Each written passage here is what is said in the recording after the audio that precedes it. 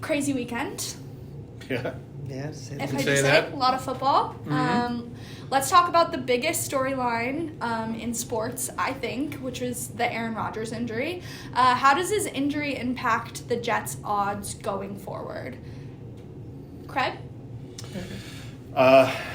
First things first, how spine-tingling was it watching him carry that American flag out to the New York audience and the lights, and it just shows how fickle football can be, because 4 plays later the Jets are back to being the Jets, unfortunately. In 25 years I've never seen a team win their opening game and treble in odds to win the Super Bowl. I don't think it's ever happened, has it? I can't think of it. Remember. Yeah, so 16 to 1 to 50 to 1 for the Super Bowl.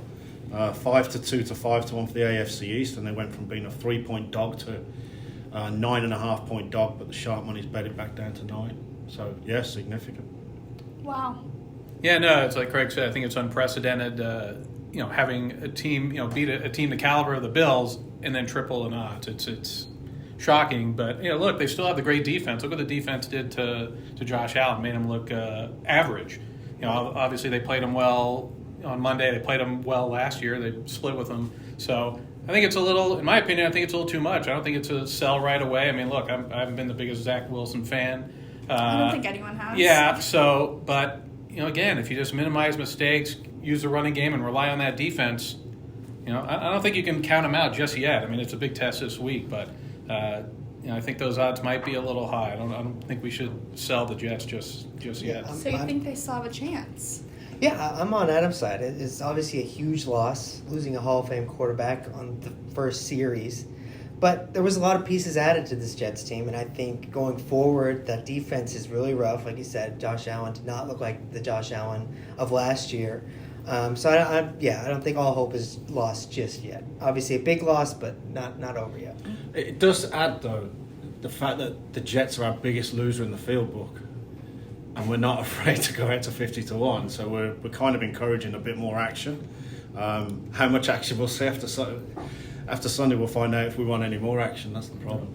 You mentioned it already, but can you just go over again how big of a shift the line was with the Cowboys heading into the weekend, knowing that Zach Wilson is a starter? Yeah, we were 3 going into the weekend, and then we opened at 9.5 after the game.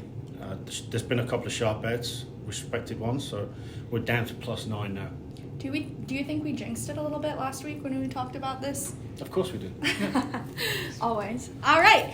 Switching gears to some college football. Texas had a major odds shift to win the national title over the weekend. They went from +2,200 to +850. The third shortest odds overall. Can you talk about how important that win against Bama was? And is Texas football finally back? That's a good. I mean, they finally got the revenge. Last year, 1-point loss, Quinn Ewers going down. They went in Tuscaloosa and they really dominated that Alabama team. And Alabama, who has been dominant for the past 10 plus years, since I can remember, it showed that they are back in some way. Now, when we get into Big 12 football, that might change. We've seen craziness happen in Big 12 football in October and November, but they certainly made a case that they belong in the national championship conversation and that they will be competitive when they join the SEC in the fall. Awesome. So last year, I mean, they lost. They're 8-4, but the record doesn't tell the whole story. They had some close losses. They could easily beat Alabama last year at home. And this year, I think their schedule, Joey, if you think the same way, that their schedule lays out pretty good. Yeah. I mean, they got the toughest on paper is Oklahoma, and they just obliterated Oklahoma last year.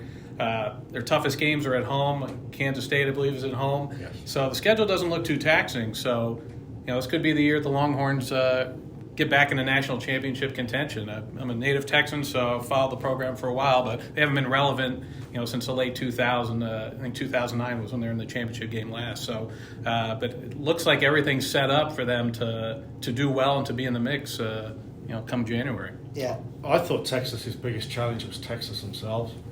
Ooh. Just like looking at the That's schedule. true.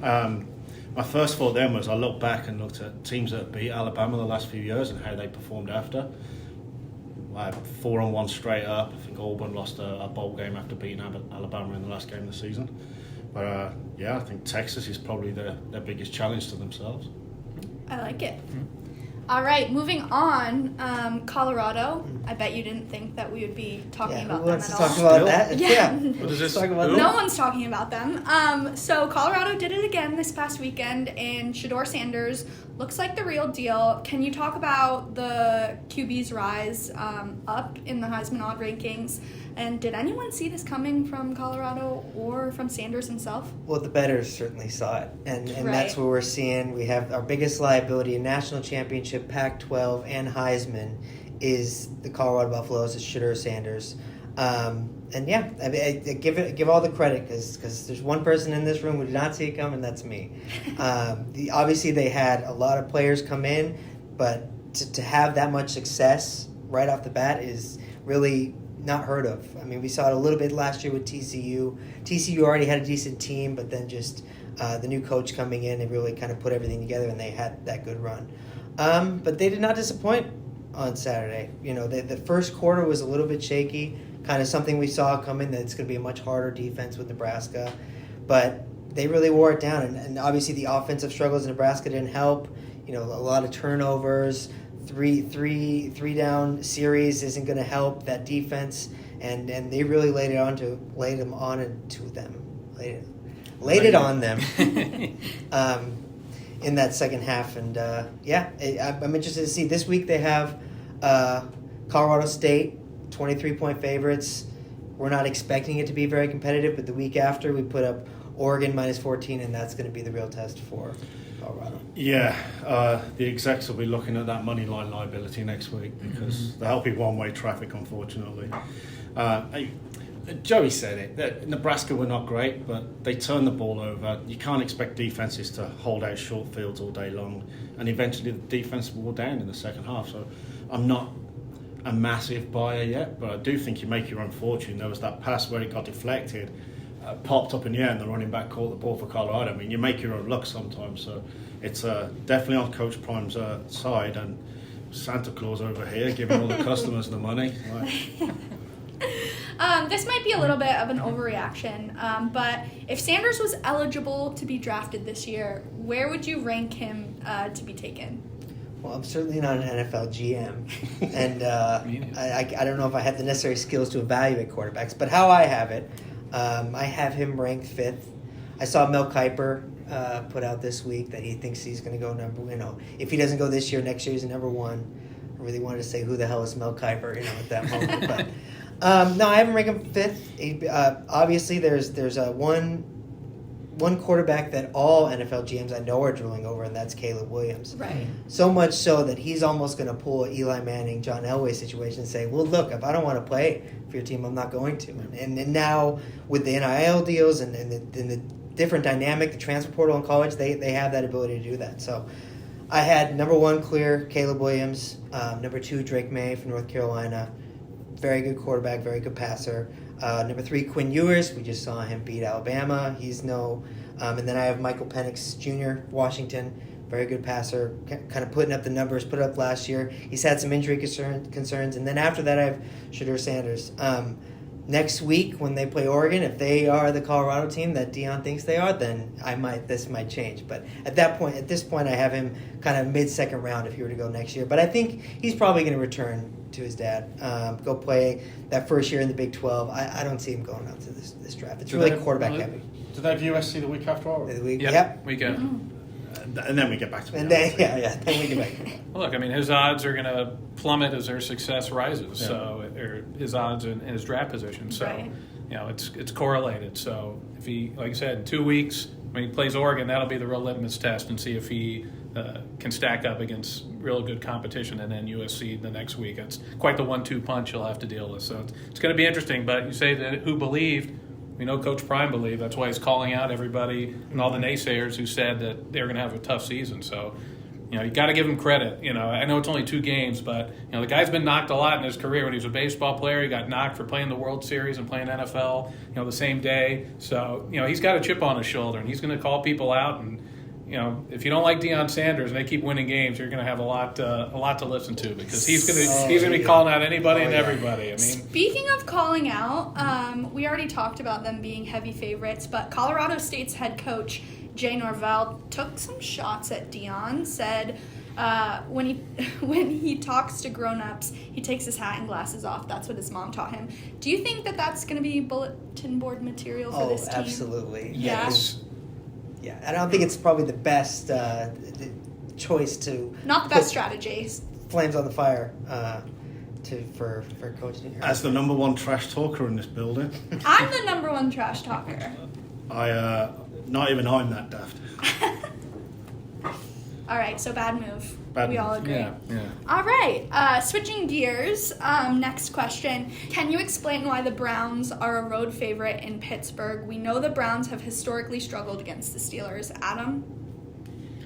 Well, no, I think it stands to reason. You look at what happened last week. Both teams had diametrically opposed results.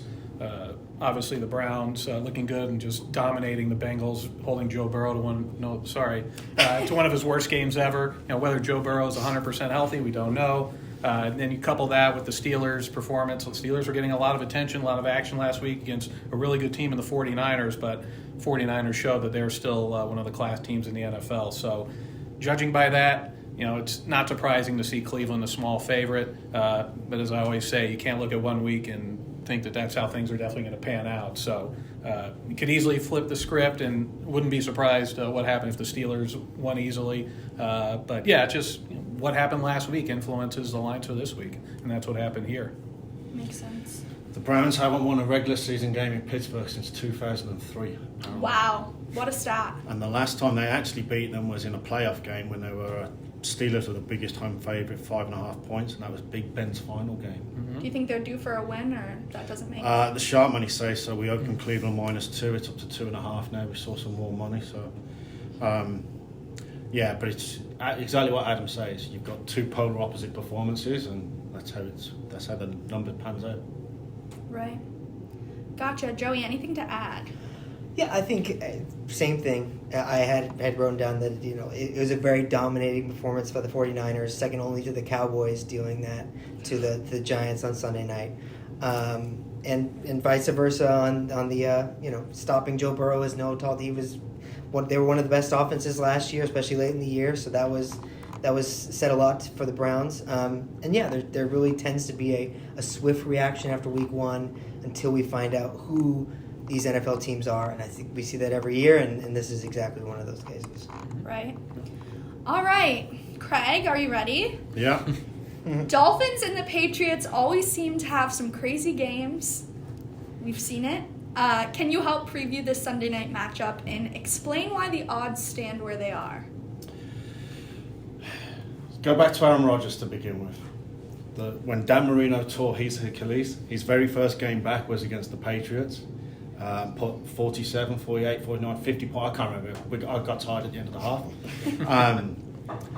These are always good games. Tua's looking to be the first quarterback to ever win his first 5 starts against Bill Belichick. Marino's record was only 17-13 against the Patriots, and that's when he was in a division with Brady, Manning, and whoever the Jets quarterback was, Bledsoe or somebody. I can't remember. They're always good games. Belichick always loves to take out the best weapon, which will be obviously Miami's passing game. Right. Open 2, it's up to 3 now, basically just on the back of, again, what we talked about in the previous game. A great performance on the road for Miami, a terrible performance at home for New England. All right. Terrible. But going back to, but one thing to remember though is Joey's point about Caleb Williams pulling an Eli Manning, Phillip Rivers switcheroo. So when the Patriots pick first next year and they go for Caleb, he'll switcheroo because you won't want to play for New England. All right. I think we're letting personal opinion get the best of us here. Let's not forget, the Patriots are pretty good. And I've never personally seen Dan Marino play, but that's neither here nor there. It's his birthday tomorrow as well, so happy birthday to the great quarterback. If I was going to bet anything, I'd bet the New England rushing yards over. I just expect New England to hold the ball as much as they can. Miami couldn't stop the run last week in LA. This is in New England, yes, correct? Okay. Sunday night as well, so I'll remind you. Thank you. Adam, anything to add? I wouldn't say the Patriots were terrible last week, but I think that's an overstatement. They had a chance to win the game. Eagles, went for it in 4th and 2 and got stopped, and it looked like they were going to head down the field and score, but they didn't. So they had a chance to beat the Eagles, and there's no reason to think that they can't pull a shocker here this week. I know, look, Miami, their offense is great too, and Tyreek put up just gaudy numbers last week, and they had to hold on against a good Chargers team. But it's a divisional matchup. Anything's possible. I think can't really judge the Patriots in any poor way from last week. I mean, they were right there with the defending NFC champs. So, I think it should be a good game. Okay, next question. Are people sleeping on the Saints in the NFC? They had a nice week 1 win against Tennessee. Their defense was all over the place. They've upgraded their QB position from last season. Can you help preview the first of our Monday Night Football matchups, Adam? Line opened around 1.5, 42. Now it's sitting at 3 and 39.5 in favor of the Saints. Saints obviously with the win over Tennessee, 16-15 in a squeaker. Carolina losing to Atlanta on the road in Bryce Young's first game as a new quarterback of the Panthers. I wouldn't say people are sleeping on them. I mean, we know the Saints are a good defense, and they added Derek Carr to the fold at quarterback, and he had a good game for over 300 yards. They're without Alvin Kamara for another couple of games. But I think the main question this week is on Carolina. How is Bryce Young going to rebound off of last week's performance? 20-38, 146 yards, 2 picks. Standard rookie, first game performance. Right. You're not supposed. It's rare when you come in and just start well right off the bat. So a stat I saw that the last 15 number 1 picks that were quarterbacks, they're 0-14-1 in their first start. Obviously, it stands to reason because they're playing on a team who hasn't done very well. But that's going to be the question: is he going to improve from the first game to this game? So that's what I'm looking for. But Saints are a tough defense. He's going to have his hands full. So that's a big question, the big thing to look at in my eyes with this matchup. Right. Craig? Common theme in these questions today is turnovers, and the Saints benefited from Tannehill's turnover mass. Santa Claus reference for you. So, look, the Sharps are not sleeping on the Big Easy, that's for sure, because they wouldn't have been bet up from 1.5 to 3 Right. without seeing that. I'm not ready to crown anybody a champion after week 1 just because of the turnovers they benefited. And Colorado, for all we know, it could have been a completely different game from the question earlier. So, no, as Adam said, the Saints are still a good team. But, yeah, we'll find out this weekend. I mean, they should win, But we'll see. but we'll see. Mm-hmm. Joey, anything to add? Yeah, I mean, sleeping is, they're the 5th choice to win the NFC, which means they're going to be expected to make the playoffs, even money to win the NFC South. But yeah, like I said, this defense is going to be, the one part of this Carolina team looked well was their defense last week. Luckily, the Saints, they really need time to get that offensive going. It really wasn't there. He had some numbers, but they kicked a lot of field goals. It really wasn't a lot of touchdowns. So luckily they'll have a simpler first half of the schedule to kind of figure that offense out. But yeah, I think down the road the Saints might be an issue once they get everything together. Fair enough. Switching gears, after Josh Allen's bad Monday night, I'd categorize it as pretty bad. Can he still be trusted to get the Bills to the Super Bowl? We saw a lot of hype from him last season, or of him last season. Do you see odd shift for his team in the future, given that performance? Well, it went up from only, I think we had 9-1, and then up to 10-1. So it's not a bit. I mean, look, they're a small favorite. It's not a surprise that they lost a game. I guess you can say, well, knowing if Rodgers left the game in the first quarter and Zach Wilson played almost the whole game, obviously, they should have been expected to win, but they didn't. Like I said, the Jets have a great defense. Jets played them well last year. But look, it's too early to give up on Josh Allen. The guy's a gamer. He's tough. He does everything. He's running the ball. He's throwing the ball. He had a bad performance. Obviously, they can get well this week. They got the Raiders. They're a big favorite. Should hold serve at home and win that game. And if they look good, then we won't be talking about how bad Josh Allen looks. So again, it's one game. We can't read too much into it. They played a good team. It's too early to sell on Josh Allen. I mean, it's the hype of the Bills obviously is nothing like it was last year. Last year they were the Super Bowl favorites, came out and beat the Rams right away, and everybody's saying, all right, this is their year. Didn't turn out that way. This year they're a little under the radar, and obviously losing one game, you know how quick are people to react to one game. Very true. Everything, it's in turmoil in Buffalo, but I don't think that's the case. If they lose this week, then, it's definitely up for discussion a lot more than it is after the last week against the Jets. So I'm going to give them at least another week. All right. Craig? Form is temporary, class is permanent, and Josh Allen is a class quarterback. Yes, did he complete more passes to the Jets than Aaron Rodgers? Yeah. Turnovers again cost the Bills. They looked to be in control of the game, and so they kept forcing those turnovers. The fact that it went from plus 125 to plus 145 to win the AFC East, we're not pressing any panic button just yet. However, if they lose this week, there could be 2 games back in the division. Then it gets tough. Right. Very true. I think Josh Allen needs to learn how to slide. I think that's my takeaway. That's just his nature, though. You're not going to take that away from him. I mean, he's tough. He's a warrior. I mean, how do you not like having a guy like that on your team? But yes, that opens it up. I mean, all these running quarterbacks, whether it's Jalen Hurts or whoever, you're like, if he's your quarterback, you're like slide. But they make plays though, and that's just something that comes with it. It's intrinsic in their DNA that's what they're not going to slide. They're going to fight for that extra yard, right. And that's something that Josh Allen does, and that's what's made him the quarterback he is. Joey, any thoughts on Josh Allen? Yeah, they've all said, Josh. That's what Josh Allen does. Is he's a gambler. He's not going to go and slide.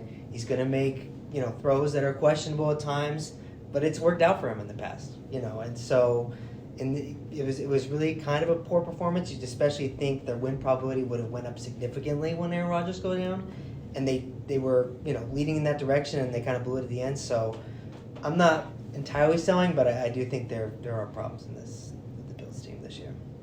All right. Perfect. Why do you think the Bengals are favored against the Ravens after Joe Burrow's recent performance? He doesn't really look like he's 100% there in his recovery from his preseason injury, or at least he didn't last week. What are your predictions for that matchup, Craig? Burrow, since he came into the league, is 1-6 the first 2 weeks of the season. That is straight not up. good. And there's no injury excuses there. And their one He just win, hates week 1? He hates week 1 and week 2. Yeah. Their one win was in overtime against the Vikings as well. So obviously, they're just not. I like horses to get out the gate fast. If it's especially carrying my money, Burrow just doesn't get out the gate fast. So yeah, they're a great team. The Ravens did win last week. They beat up on a not so great team, but they look bad doing it apparently from what I saw. This is just the Bengals were a higher rated team than the Ravens to begin with. It's a divisional matchup. It's always tough. I can see why the Bengals are favoured. There hasn't been much sharp money for it. So I think we've got the number right on this one. But off a loss, Burrow's 7-4 against the spread, 4-7 straight up. But it is week 2. I like it. Yeah, no, line seems fine to me. Not surprised where it is. Obviously, it was 3.5. It's come down a little bit to 3 minus 20 around that range. But like Craig said, the Ravens didn't exactly look great. I think 265 yards of total offense. They played the Texans going against another first-time starter in C.J. Stroud. It's the Bengals definitely deserve to be favored. You keep saying it ad nauseum. It's only one game. It's only 1 week. Can't look from last week. That's not definitely what's going to happen this week. Ravens also injuries. Mark Andrews, is he going to play? Very Offensive true. Line injuries, secondary. Yeah. So who knows? They had a couple injuries, didn't they? Lost a couple guys. But that's the game. Right. Very true. The one common denominator is both quarterbacks got paid. Yeah. The weight of the wallet is heavy on the crown. Yeah, Lamar Jackson, he didn't have a great game either statistically. So, Bengals deserve to be favorite, and we'll see if they fall in the week 2 jinx, like Craig said, the curse. Yeah. Yeah, the Ravens are starting a new kind of offense this year. They got a lot of wide receivers trying to make Lamar pass the ball more, and it didn't look pretty week 1. So this is one of those games that there wasn't a huge overreaction off the Bengals getting Joe Burrow had under 100 yards passing. So it was really a bad game for the Bengals. But again, I don't think the market or anything overreacted here. And so that's, the Bengals are still the superior team. We'll see. I do still slightly lean the Ravens in this spot. I do like that team in general. I think that I think the Joe Burrow injury is being understated a little bit. So I'm leaning Ravens in this spot a little bit. So the Ravens got all these wide receivers, and a good friend of mine once quoted, Lamar could overthrow a government. So why do you need to give him those wide receivers? I like it. I know That's a we're good doing one. that. That's a good one. All right. So, great. Now let's get into some predictions for the week. We did some predictions last week. And Joey was the only one who got one right. What can I say? Congratulations. I had the Giants on Sunday night. They beat the Rockies 6-3. Oh, that's what you meant. Yes. See. Correct. Went over my head there. Right. Okay, let's start with Joey. What is your prediction for the week? I'm taking the value line and the overreaction. I'm taking the Jets plus the 9 against the Cowboys. I think it probably should have been around 7.5. I think they're overstating the Rodgers situation. I still think it's a great team, great defense. I'm taking the Jets. Like it. We didn't prepare this before, but I would say the same thing. I like the Jets this week. It seems like a big overreaction. I mean, look, yes, Rodgers is gone, but we didn't know how Aaron Rodgers was going to play. He didn't play very well last year, so there's no guarantee that he was going to come in and just light the world on fire. The adage is defense travels, and their defense was pretty impressive last week. And I know it's easy to look what Dallas did against the Giants. It's easy, we say like bet against the team that looked the best last week, bet against them. The team that looked the worst last week, bet on them. But I think it's a lot of points. I was surprised, and not surprised and not surprised, but getting close to 10, that seems like a lot of points for a really good defense. We'll see what Zach Wilson can do. All eyes are on him. Is he going to be able to not make the mistakes? He doesn't need to go out and win the game himself. He just can't give Dallas any free points like the Giants kept doing last week on Sunday night for Dallas. So, I think that's too many points. I'm with Joey here. I like it. Craig, do you want to go before me? No. No? You want me to go first? Yes. Okay. Ladies first. Let's stay in the AFC East. I I'm knew this was taking the coming. Patriots. Surprise, surprise. They are going to demolish the Dolphins. What's that saying? Something about a fishbowl? I don't know. It's very Something about a high, fishbowl. isn't it? Yeah. Okay. I was going to take the Patriots just to be... No, you weren't. No, I wasn't. Browns, Steelers, first half under. Oh, did anyone think he was going to go under? No, I thought That's it right, was yeah. going to be an over week. Have you ever had an over week? I've overeaten. Fair enough. And All sides, right. remember, sides are for dinner. Very true. All right, I like it.